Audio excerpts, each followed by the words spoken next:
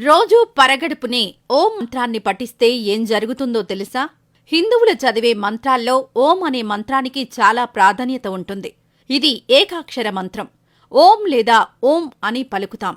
ఈ మంత్రం త్రిమూర్తి స్వరూపంగా చెప్పబడుతుంది. ఆ, ఊ, మకార శబ్దాలతో ఓం ఏర్పడుతుంది. ఓంకారం శబ్దాల్లో మొదటిది.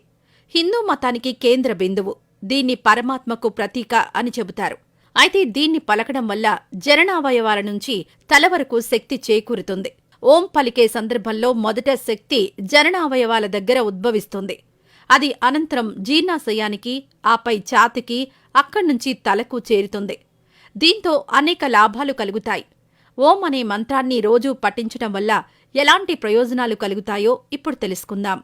రోజూ ఓం అనే మంత్రాన్ని ధ్యానంలో కొన్నిసార్లు ఉచ్చరించటం వల్ల చాలా శక్తి ఉద్భవిస్తుంది.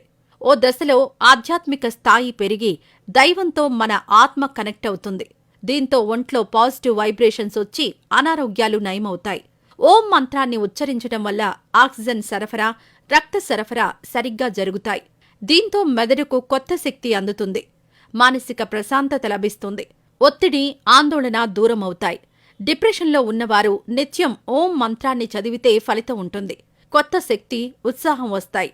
చురుగ్గా మళ్లీ ఎప్పటిలా పనిచేసుకోగలుగుతారు. మెదడుకు శక్తి ఎక్కువగా అందడం వల్ల జ్ఞాపక శక్తి పెరుగుతుంది. ఆలోచన శక్తి పెరుగుతుంది. కొత్త ఆవిష్కరణలు చేయగలుగుతారు. చురుగ్గా ఆలోచించగలుగుతారు. ఏకాగ్రత పెరుగుతుంది.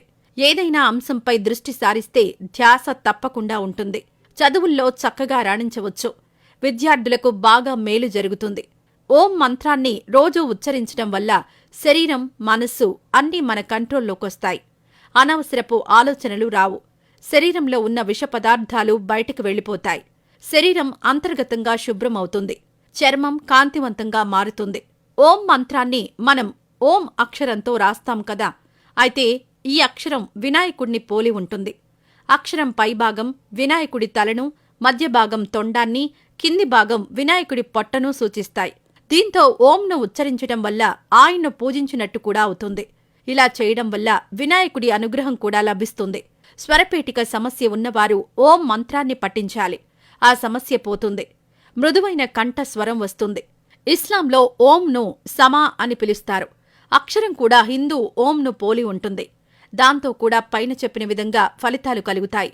రోజూ ఉదయాన్నే కనీసం 50 సార్లు ఓం మంత్రం పఠిస్తే మంచి ఫలితాలు కలుగుతాయి.